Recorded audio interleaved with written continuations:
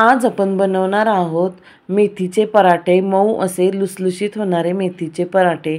त्यासाठी बघा मी इथं एक जुडी मेथी घेतलेली आहे। त्याच्यातली माती सगळी झटकून काढली, स्वच्छ धुवून घेतली मेथी आणि ती पेंडी लटकवून ठेवली, त्यातलं सगळं पाणी निथळून काढलं।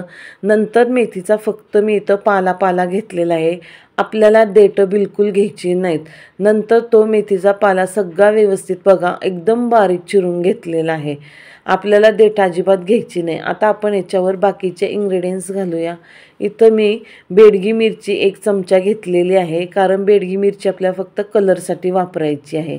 आणि हळदसुद्धा कलरसाठी वापरायची, 1 चमचा हळद घेतली आणि 1 छोटा चमचा मीठ घेतलेलं आहे। मीठ आपल्याला चवीसाठी घालायचं आहे, तुम्हाला लागेल तेवढं मीठ तुम्ही घाला। नंतर इथं मी 1 चमचा ओवा घेतला आहे, ओवा हातावर छान चोळून घालायचा आहे। नंतर इथं मी कसुरी मेथी घेतलेली, कसुरी मेथी पण आपल्याला हातावर चोळूनच घालायची आहे। त्याच्यानंतर बघा इथं थोडे तीळ घेतलेले आहेत, तीळ घातले ना की पराठा खूप छान चविष्ट होतो व रुचकर लागतो तिळामुळे। त्याच्यानंतर बघा मी इथं अर्धी वाटी दही घेतलेलं आहे, दही आपल्याला जास्त आंबट नाही घालायचं आहे।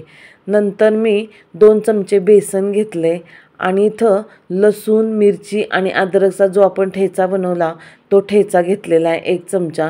तर मिरची आहे ना तुम्हाला चवीप्रमाणे घाला, जास्त तिखट लागत असलं तुमच्या तर तिखट घाला किंवा कमी घाला। नंतर मी 2 वाट्या इथं गव्हाचं पीठ घेतलेलं आहे। तर आपण याच्यात दही घातलं आहे ना, त्यामुळं पहिल्यांदा आपण सगळं हे पीठ मिक्स करून घेऊया, म्हणजे आपल्याला कितपत ते पीठ ओलं होतं आहे आणि कितपत पाणी घालावं लागतं आहे हे समजेल। तर आता हे सगळं व्यवस्थित छान आपण मिक्स करून घेऊया। सगळं मिक्स करताना म्हणजे सगळे इन्ग्रेडियंट्स त्याच्यात मिक्स होतील। नंतर आपल्याला थोडं थोडं पाणी घालायचं आहे, पाणी एकदम तुम्ही ओतू नका, पाणी आपल्याला थोडं घालूनच डो बनवायचा आहे। तुम्ही पाणी जर एकदम ओतलं ना आपल्या पिठाच्या कणकीसारखं तर काय होईल, डो एकदम सैल होईल। आपल्याला ह्या प्रकारे डो बनवून घ्यायचा आहे, जास्त सैल नाही आणि जास्त घट्ट पण नाही। त्यासाठी बघा मी इथं आता डो बनवून झाला की 1 चमचा तेल घातले। आता आपण व्यवस्थित छान मळून घेऊया, त्याला एकसारखं करूया। लागलं तर अजून वरनं थोडंसं तेल घालायचं आणि परत एकसारखं करून घ्यायचं आहे। आणि आता हे सगळं पीठ एकसारखं करून घ्यायचं आणि आपल्याला हे अर्धा तास साईडला ठेवून द्यायचं आहे।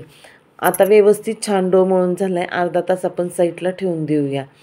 अर्धा तास साईडला ठेवल्यानंतर बघा आता मस्तपैकी पीठ भिजलेलं आहे, एकदम छान सॉफ्ट झालेलं आहे।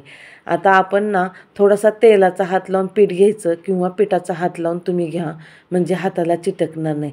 आता आपण याचे छान मस्त गोल असे पराठे लाटून घेऊया। पराठे लाटताना काय करायचं, थोडंसं पीठ लावायचं, जास्त पण पीठ लावायचं नाही, नाहीतर मग त्याचा कलर व्यवस्थित दिसत नाही।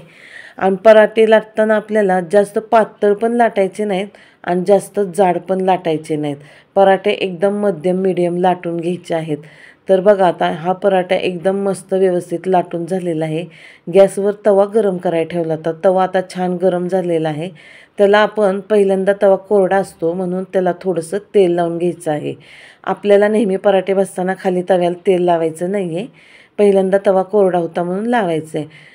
तर बघा आता आपल्याला पराठे याच्यावर दोन्ही साईडनी छान असे शेकून घ्यायचे आहेत।